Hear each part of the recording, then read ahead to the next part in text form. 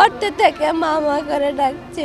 পিছলা পড়ে গেছে, আমি পিছে ঘুরে তাকায় দিয়েছি, ছাওয়াল আমার মামা করে ডাকছে। 2 বছরের ছোট্ট সাজিদ এখনো 35 ফুট গভীরে নিঃশ্বাসহীন অন্ধকারে। 35 ফুট মানে জানেন?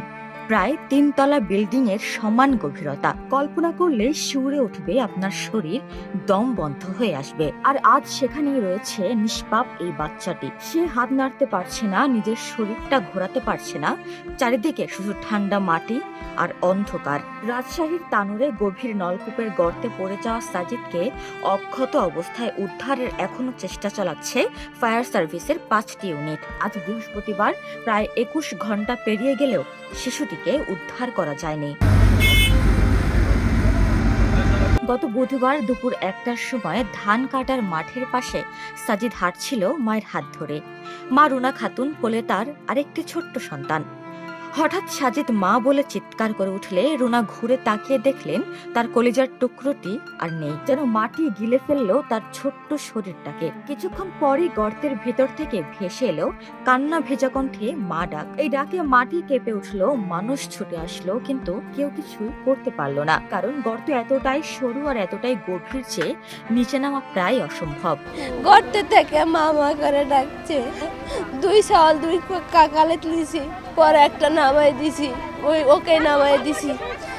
দিয়ে আমি সামনে হেঁটে গেছি, আমার পোলাটা পিছে পিছে যাচ্ছিল, যাতে লাগে পিছলা পড়ে গেছে। আমি পিছে ঘুরে তাকায় দেখছি, ছাওয়াল আমার মামা করে ডাকছে। আমি পিছে ঘুরে তাকায় দেখছি, ছাওয়াল নাই।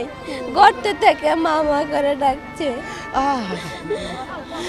গভীর নলকূপের গর্তে শিশুটি পড়ে গেলে প্রথমে স্থানীয়রা তাকে উদ্ধারের চেষ্টা করে। তারা ব্যর্থ হয়ে ফায়ার সার্ভিসকে খবর দিলে ঘণ্টাখানেকের মধ্যে তানোর ফায়ার সার্ভিসের একটি ইউনিট এসে ভেন্টিলেশন দেয়। পরে রাজশাহী ও চাঁপাইনবাবগঞ্জ থেকে আরো 4টি ইউনিট এসে উদ্ধার তৎপরতা শুরু করে।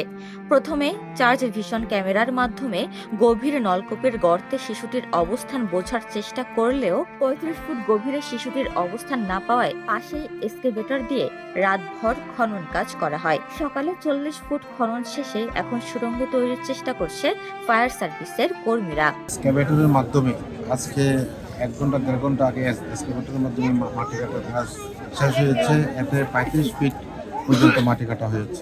আমরা আমাদের চার্জ ভিশন ক্যামেরা দিয়ে আমরা দেখলাম যে ভিকটিমের সাথে আমাদের দেখা হয় নাই। তো আমরা তারপরেও আমাদের একটা সন্দেহ, এই 35 ফিট গভীরের মধ্যে ভিকটিম আছে কিনা এটা নিশ্চিত হওয়ার জন্য আমরা আজকে সকালে আমরা টানেল করেছি।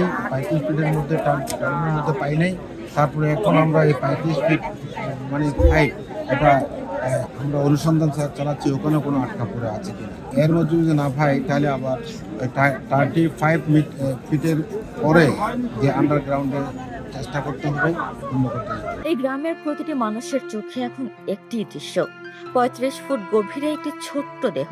শীত, ভয় আর অন্ধকারের সঙ্গে প্রতিনিয়ত লড়ে যাচ্ছে ছোট্ট শিশুটি। গর্তের পাশে দাঁড়িয়ে হাজারো মানুষ দোয়া পড়ছে আল্লাহর কাছে শিশুটির প্রাণ ভিক্ষা যাচ্ছে। তানোর ফায়ার স্টেশন থেকে একটা সময় খবর পাই আমরা জনবল নিয়ে টার্ন আউট নিয়ে আমরা আসি, এখানে ঘটনাস্থলে আসার পরে দেখি এই অবস্থা। গভীর একটা নলকূপে একটা ছোটো বাচ্চা পড়ে গেছে, আওয়াজ শোনা যাচ্ছে আর কি, কিন্তু এখনও উদ্ধার কার্যক্রমভাবে শুরু করা যায় নাই।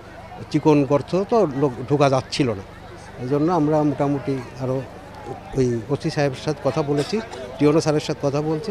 এক্সকেভেটর লাগলে সাইডে হয়তো গর্ত করে তারপর উদ্ধার করা যাবে। জানা গেছে এক্সকেভেটর দিয়ে চলমান খনন কাজ শেষ হয়েছে।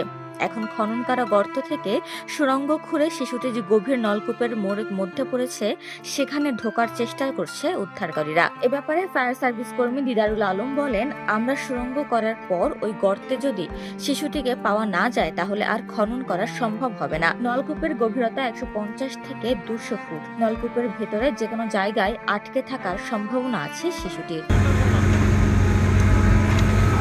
উপমা রায়, সোনালী নিউজ।